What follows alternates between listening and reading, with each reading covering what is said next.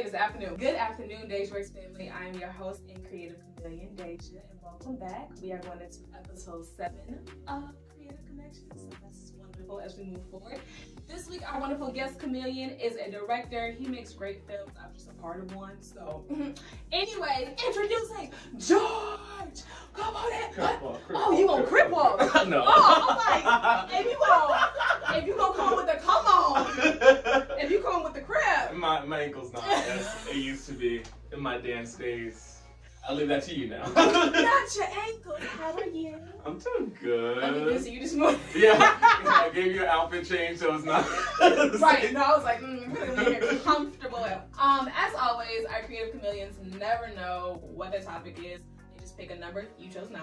Yes. Which Favorite is, number. When I flip back to the lovely page, creative do's and don'ts. So we have to come up with at least 3 to 5 do's and don'ts that you wish you knew earlier. Oh my gosh, such a good question. It is a good question. It really. Whoa. Very loaded. Oh yeah, like you want some tea. If you want something. You want something. You want to get into some nuggets. things. All right. Okay. So. I would say start with the do's first. Yeah. Okay. So do's. I would say network across instead of networking up. I think when I first started in filmmaking, I focused on like, oh, let me reach out to these people to mentor me, people who are in the film community that I looked up to, had some type of success either regionally or nationally. Yeah. And I'm like, let me just try to see if they'll mentor me. No, when you said that, I was like, woo! So yeah, I wish I would have told myself just like focus on the people that are on your level, who have the same ambition as you, and grow together. Absolutely. Because I think a lot of times we get into this thing of like, oh, let me pull myself up, and it's actually the people that are on your level that you rise together. And that's what I found most of my success thus far, is just finding people who want to help me because I help them, or we have the same creative intentions, and we've become successful in that. And you know, there's something to be said about getting mentorship, and that's something I want, but I think the real growth and real success from the people. I honestly think that is a very strong #1 do. Thank you. To work across instead of working up. We get so caught up in the idea that these people have all the answers. Yeah. And they're going to want to help you, and they sometimes that's not the case. That's not the case. Like, you literally put them on a pedestal. You're like, they're so amazing. I want the, and they're like, well. Especially, you know, if you're talking about like people of colors, like they see me as aspiring Black filmmaker, Black artist. You know, when they want to give me a hand up, that's not necessarily the case, and that's, you know, historical and political things that go with that. But I think really focusing on people who have the same intention as you, same work ethic, and just finding ways to collaborate with them so you can create something. That's how. No, that's literally how we got here. I would say a do is definitely stay true to yourself. We are surrounded by so many people that are doing so many great things, and it's easy to get caught up and be like, you know, why didn't I get my break yet? Or, you know, just kind of try to copy what they're doing because you see it's being efficient and effective for them, and what they have for them is for them. Exactly. And what you have for you is for you. And it's sometimes, I think, easier said than done. For a lot of us, we get into that comparative mindset, and I do that all the time. you're like, wow, they're amazing. And you're like, well, what am I doing? And maybe I took their route, or I did what they did, or I had the connections they had, and you have to understand that that's not how your story is meant to be told. And really staying true to yourself, true to your work, I think is very important. Do not adapt it or change it because you're trying to follow another path or someone else's. Yeah, because I mean, all trailblazers had unique paths, and by you trying to copy someone else, you're not being original. No, you are copying. Yeah, and so how many people are known for copying? I mean, we have Aldi's, and they copy like all the major brands, but what is that for like creatives? No one's gonna say like, oh, I know that guy who's just like that other person. I know that guy that's just like that guy that's just like that guy. Exactly. It's not really about that, and I think connecting your art with who you are as a person, that's what makes you special.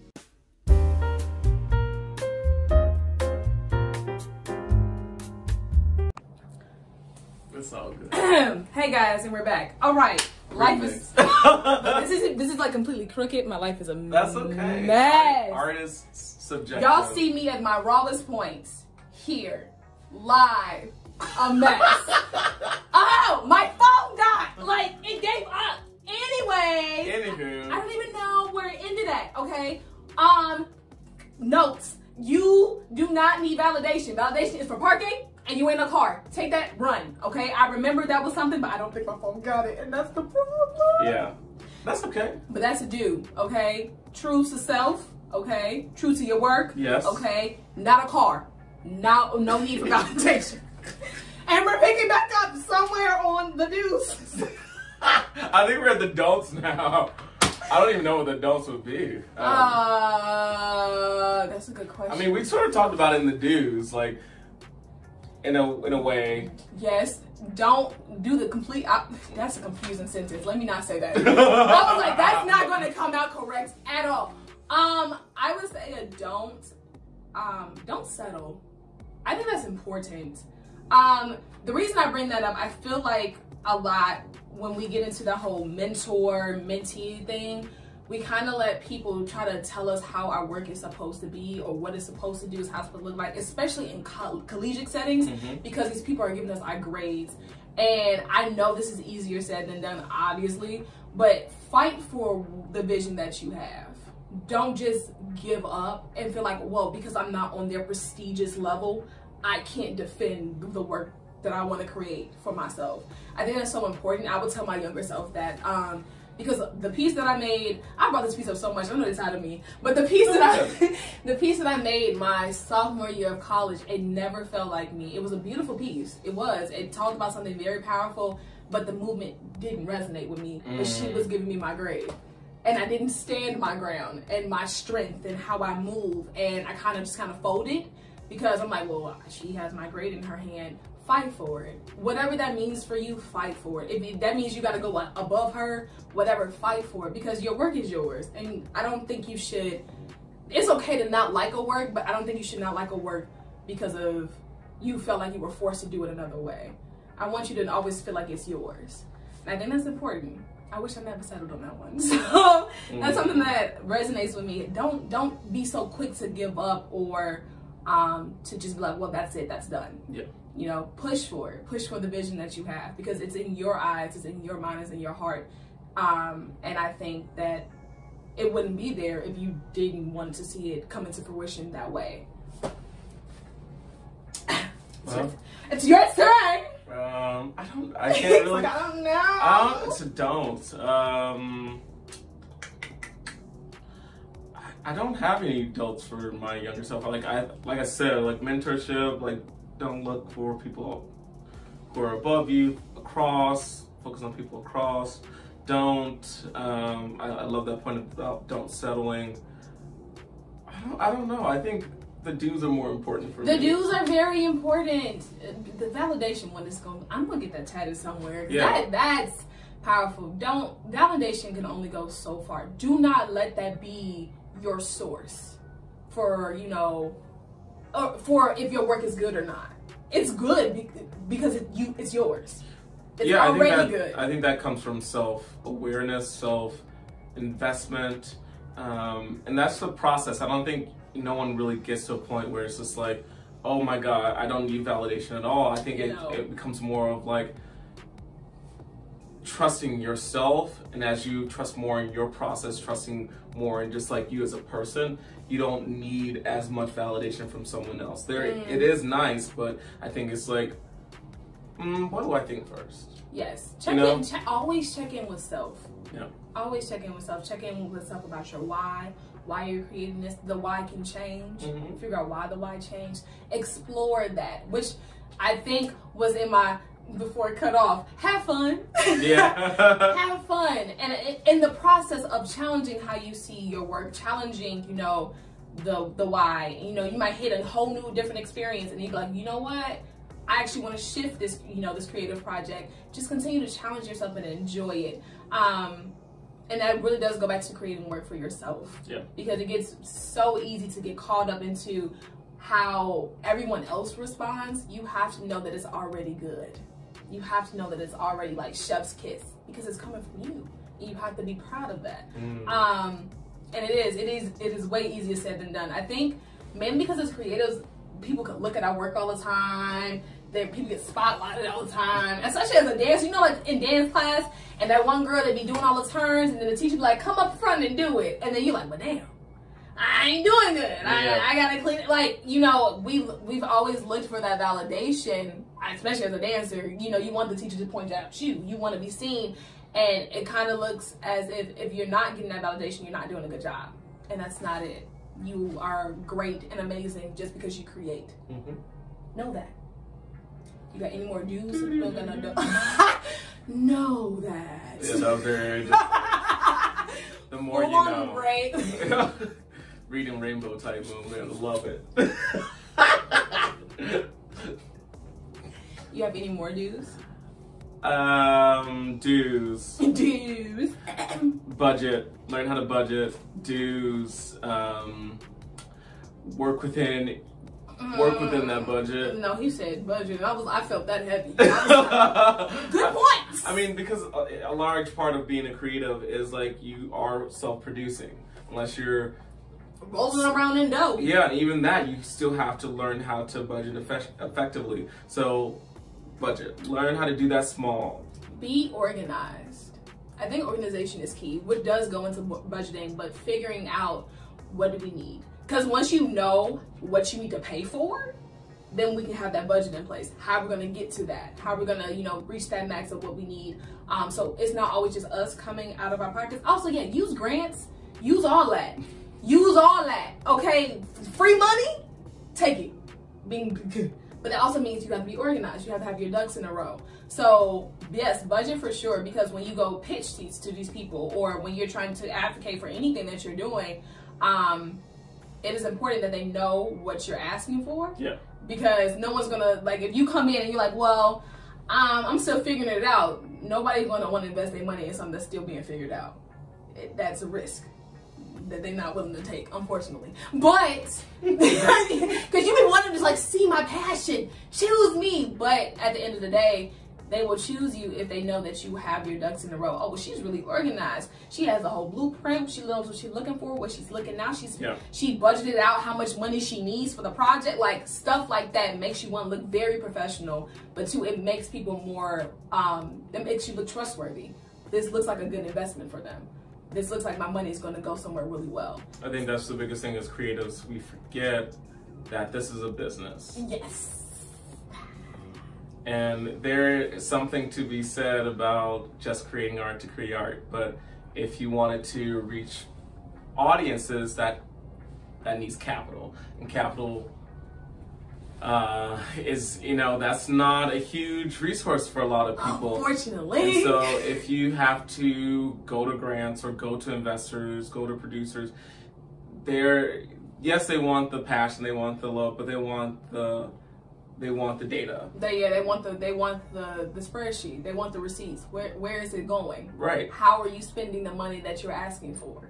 They're not going to just go with just your heart. It looks beautiful, yes. Everyone has a heart. Yeah, no, everyone's driven. Everyone has a passion project. Everyone's ready to go. Everyone has a message, but few people want to plan. Few people want to, you know, do the hard work, and that's what separates amateurs from people who are thriving in the industry. Also, take risks. I feel the reason I say that is because, yeah, there are gonna be times you're gonna have to talk to an investor, and that's scary. Like, you asking these people for money. Be bold, and remember that goes back into your self-awareness. That goes back into, you know, knowing what your project offers, and stepping into that room, step into that space. You are meant to be there. Yeah. You got in the space. Now own up to it. I was talking with my friend because we're trying to work on this project, which deals with art buyers and all that lovely jazz. And basically, his coworker had told him, like, oh, well, you know, it's really hard to get art buyers, you know, because you have to be around this world and stuff like that. Now, this particular art buyer constantly comes into their job buying frames and stuff like that. That's already a connection. And we haven't even touched the connection. We haven't tried. That's another thing. When I say take a risk, don't just let someone else try to downplay or negative talk what you're trying to do either. Because there's going to always be someone that's like, well, that's hard. That's impossible. You can't reach out to them. You can't connect to them. No, fight for it. Don't settle. Fight for it until you have tried.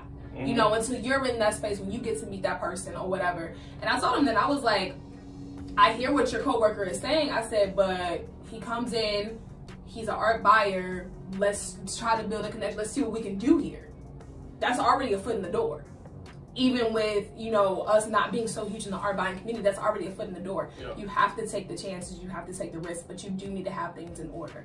Absolutely. And you are correct. People do forget about the business side of it.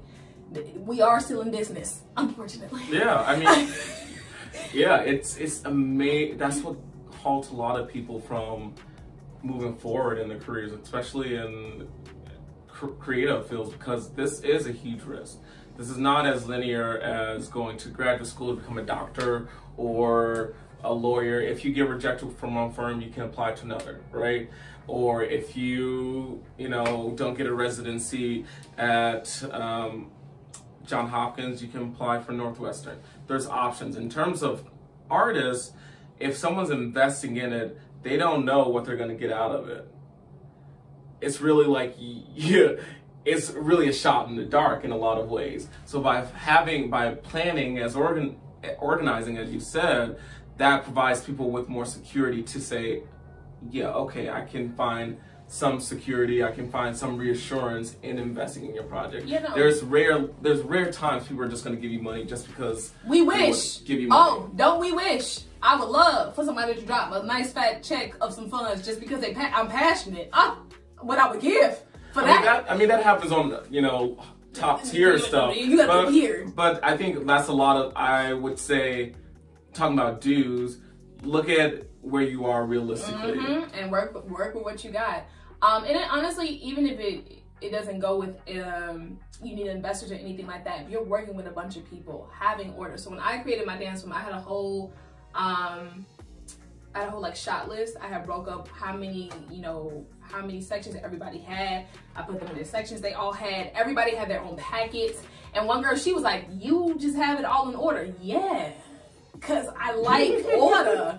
I like knowing where we're at. I like knowing how we're flowing. I like those things. And yes, there are times when you can't see what's coming next, and that's totally okay. You can't predict everything, but if you can have as much stuff as possible for the people that you're working with, or for that investor or whoever, it just makes you look so much better. It makes you look so much better. And he has a good point. We are in this business. You have to let these people know that their money is going to something besides just a thought, or because they're gonna ask like, well, a passion. Everyone, like I said, everyone has passion. Everyone has that. Everyone's like, man, I have this pipe dream that I could just. I want to be a fashion designer, and that's cool. Everyone does that, but that's the real work. Yeah, so creative connections, organize and learn the business, because that's what's going to help propel your career forward. So y'all gonna do amazing. Yeah. It's okay. We're all figuring it out clearly. As I had to get another phone, but we digress. You persevere. Yeah, you're flexible. And you move forward. You move forward with what you got, and it's okay to be frustrated, and it's okay to want to throw in the towel. I literally, once my phone died, well, it didn't die, it just gave up. Yeah. Once it did that, there was a amount of frustration because it's the second time it's done it, and I'm just like, look, sis, you were doing a good job. Okay, you were doing a good job, but we pulled through, we persevered. You're doing a good job, and you gotta give yourself high fives. Oh, yes, praise your small wins. Yes, praise your small wins. I can't stress it enough, because if you're always looking for this pinnacle top tier, it's not gonna always be that. You have to praise where you are. I made 10 days talks. Do you know how happy I was to be in the double digits? I was like, wow. That's good. Look at my consistency. Yeah. I'm like, no. And I'm so happy. I'm so proud of myself to still be here doing these for y'all with a phone that hates me right now. Anyways, I am proud of myself. Be proud of your small wins. Every time I get a new subscriber, I'm proud of myself. Be proud of your small wins, because they all add up, and you have to be grateful on this journey, because it's not going to always be sunshine and rainbows. It's not. It's not. It's not going to be sunshine and rainbows. So you have to be proud of where you are now. You have to high five yourself for doing the small things. Oh, hey, I put that spreadsheet together. High five yourself. Be proud of yourself, because that's one step further in the right direction. All the baby steps make up the big thing. You have to be proud of the steps. Please be proud of the steps. Because child, if you get so caught up, I'm like, oh, I'm not there yet, which is that's a problem for a lot of us. We want to be all the way up there, but you gotta work. It don't come tomorrow. Yeah. Unfortunately. And I think that's why it's just that's why people give up so easily, because the rewards are not as immediate as something else.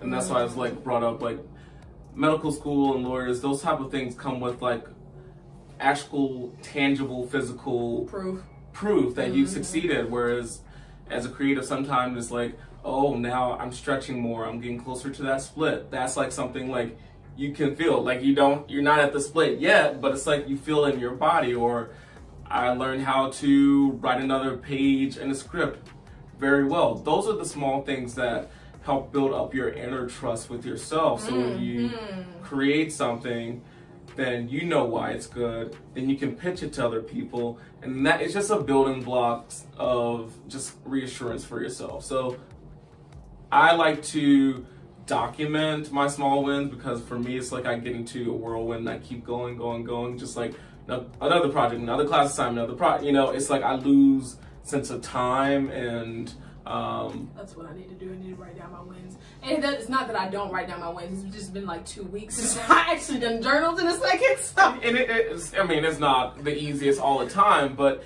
it's just like when you have those moments, because there's always a time where you compare yourself to someone else. You get in this funk of just like, I'm not doing anything with my life, especially if you have friends who are not in creative and they are like succeeding in their own ways. It's just a helpful, positive reminder of like, you're doing good. As a creative, we're stepping out on a lot of faith. A lot. Like he said, like if you're a doctor, a lawyer, there are pinnacle points along their journey that says, I am doing a good job. Yeah. We don't have that. A lot of it is the small wins. A lot of it is faith. You just have to trust in what you're doing. And that it is so important to celebrate those small wins. Like he said, it brings in that trust within yourself. You're validating yourself. You're connecting back to self, which then takes the stress of, I need the validation of other people off of you. It's a process. It's always a learning experience, but we are in a faith-based community. Like, you are stepping out on faith. And you have to know that it's going to be okay, but you have to know that it's not something that is like this. It's not, oh, you go here, you do this, oh, wahoo. Like, it's more like, no, I'm like, wait. Zigzag, zigzag, zig, up, down, zig, you know, it's. We have chosen a very fun path, but a very risky path that just requires a lot of self-love and a lot of perseverance and patience. Be patient. It's going to come. Especially if you remain dedicated, consistent, it is going to come. Be patient and just enjoy it. And that's all I got. That's all I got for y'all. Okay. That's it. That's all. But you got any last nuggets for the children? I don't know. Just say, know yourself, know your art, which is constantly changing, and allow yourself to change with your art. And that's it. Validation is for parking. Yeah. You are not a car. Oh my God, I'm going to take that with me for the rest of my life. You're welcome. No, seriously, that is beautiful. And why have I never heard that before? That's crazy. But guys, yes, that wraps up episode 7. George's Instagram and his link to his website will be below. Please check this man out. He is beyond phenomenal. Also, I would say I like collaborating with people. That's how Deja and I just remember, I was like, I want to make a dance film. Like, who could I do it? And I was like, oh, Deja, she would be the right person. Deja's here. I'm present. Yeah, so it's like I'm very interested in collaborating with other Chicago artists. Yes. So dancers, writers, rappers. I'm always creating stories, so I need inspiration. Don't you love what we do, guys? It's all about connections. Oh, look at that, the name. Creative Connections. I can't. Ha! But yes, those links will be below. And as always, like, comment, share, and subscribe. Because if you do not do that, then I can't do that. And I like this. I like it. I like our connection here. I like her doing this. Thank you. Thank you. But yeah, y'all, that wraps up episode 7. I love you. I hope you have a wonderful evening or day or whatever time zone you are in. Space. Oh, that's a new one.